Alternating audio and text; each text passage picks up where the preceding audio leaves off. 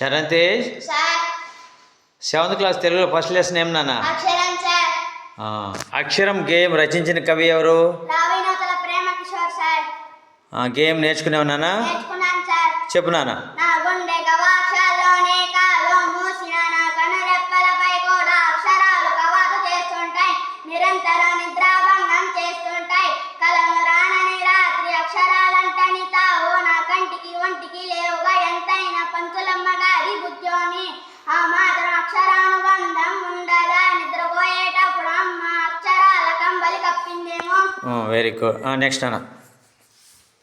చిన్నప్పుడు అన్న ప్రాసన నాడు తలా ఒకటి నా చోటు రేసి పట్టుకోమన్నప్పుడు ఎర్రగా బాగుందని పెన్ను పట్టుకుంటే అమ్మ అక్కున చేర్చుకొని కలం పట్టిన బిడ్డ ఇలను దున్నుతాడని ఆనందంతో ఒళ్ళంతా ముద్దులతో నింపిందట.